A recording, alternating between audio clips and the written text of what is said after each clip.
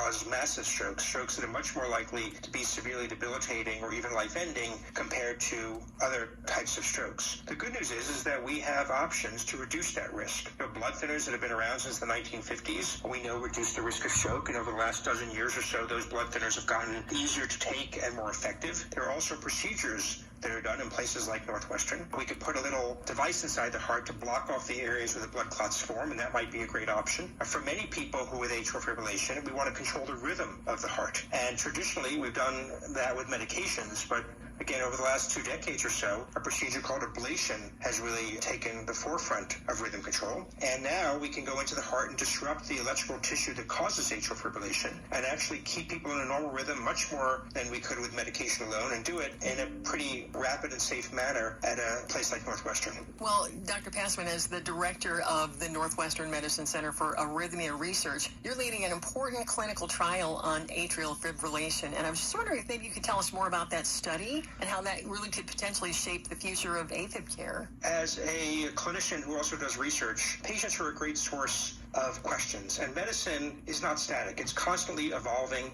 constantly asking how we can do things better. And one thing that struck me is that the blood thinners that I mentioned, which are very effective at reducing the risk of stroke, everyone takes the same dose for the same duration. So if you're someone who's in atrial fibrillation all the time because we can't control the rhythm, or you're someone who has AFib once a year, or you're someone who had an ablation done, for example, and you don't have AFib anymore, the current standard of care is that if you have other risk factors for stroke, like high blood pressure, diabetes, or you're over the age of 65, for example, that you are on a lifetime of a blood thinner. And while that may be good at protecting you against stroke, these medications have risks. They thin the blood. They increase the risk of bleeding. They're costly, and patients may curtail their lifestyle because they don't want to go mountain biking or skiing or expose themselves to the risk of trauma. So what we're doing is a very large study funded by the National Institute of Health. It's called REACT-AF, and half the patients stay on their blood thinner, which is the current standard of care, and the other half are given a customized Apple Watch that will alert them in real time if they're having an episode of atrial fibrillation, will remind them to restart their blood thinner, but only for a few weeks. So a patient who has an episode of atrial fibrillation once a year would only be on blood thinners 1 month out of the year and save themselves the exposure and the costs and the risks of those drugs the other 11 months out of the year. So the study is at about 85 centers across the country. It's being run through Northwestern Medicine. We've enrolled more than 2,000 patients so far, and Northwestern is the #1 enrolling center. But there are many other centers in Chicago, so we really hope to offer this to patients, and this is how we change the practice of medicine. Dr. Ron Passman, so much great information. Thank you for joining us today. Thank you for having me. The free iHeartRadio app makes your car radio jealous. Live radio presets, lyrics for songs, and the most podcasts on the planet. Plus, it all fits in your pocket. Your car radio can't do that. Make sure the free iHeartRadio app is on your smartphone now. The